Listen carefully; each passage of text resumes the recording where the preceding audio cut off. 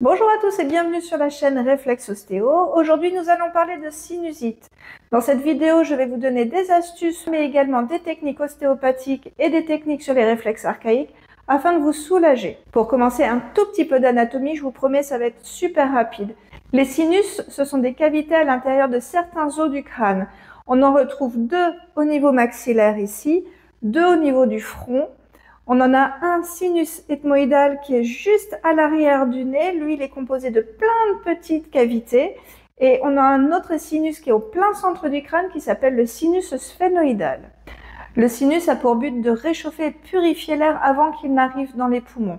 La sinusite, comme son nom l'indique par la terminaison ite, est une inflammation du sinus.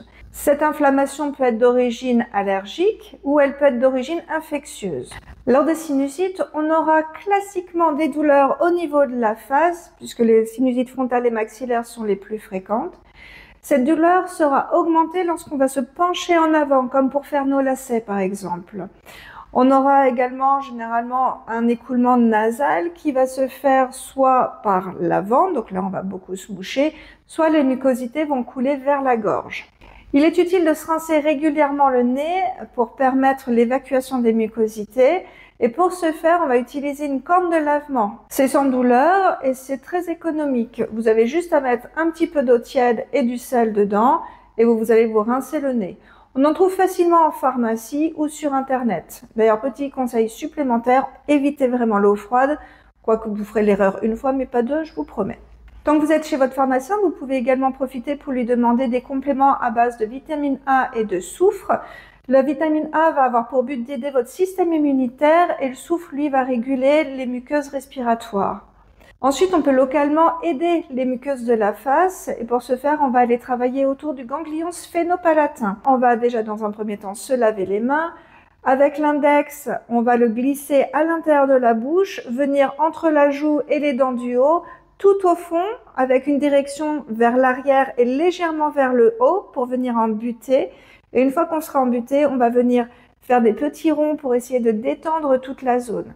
Alors clairement, on ne sera pas contre le ganglion, mais déjà le fait de libérer toutes les tensions autour va permettre que le ganglion soit un peu moins irrité, donc permettre une meilleure régulation au niveau des trophicités des muqueuses de la face.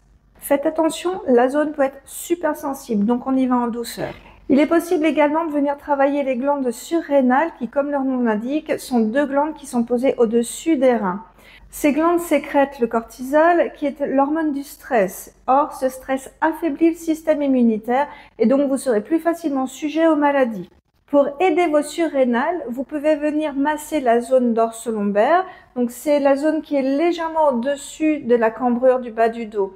Avec les poings, vous allez venir frictionner la zone par des mouvements un petit peu circulaires. Vous pouvez également effectuer des petites percussions. La dernière piste pour aider votre système immunitaire est de vérifier que vous n'ayez pas une persistance de réflexes de Moro ni de réflexes de peur paralysante. Ces deux réflexes, lorsqu'ils sont immatures, favorisent le stress et donc la baisse de l'immunité par le biais du cortisol. Pour tester le réflexe de Moro, on va demander à la personne de fermer les yeux, puis on va la tirer rapidement à l'arrière comme pour la faire chuter sur les fesses. Si la personne cherche à se rattraper avec les mains en direction du sol, le réflexe sera mature. Si par contre les bras se lèvent, on sera avec un réflexe qui sera immature, qui pourrait être intéressant de le retravailler. Vous trouverez des exercices dans la vidéo que j'avais dédiée au réflexe de Moro. Je vous mets ça en barre d'infos. Comme d'habitude, vous pouvez aller y jeter un coup d'œil.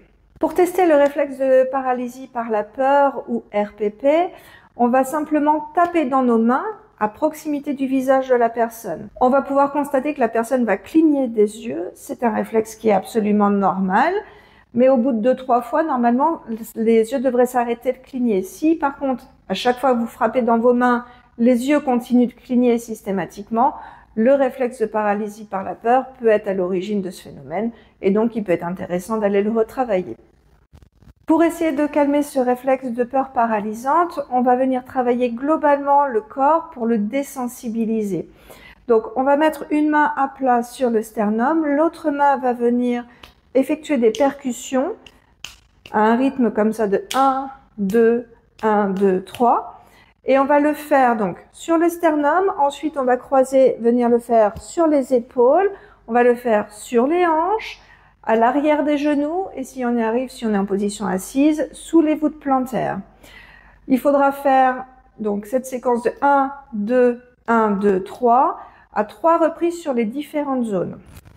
Voilà, j'espère que le sujet des sinusites vous aura intéressé. N'hésitez pas à me dire en commentaire si vous avez d'autres idées de sujets qui vous intéresseraient vus sous l'œil de l'ostéopathie et des réflexes archaïques. Sur ce, je vous dis à très bientôt pour la prochaine vidéo. Ciao!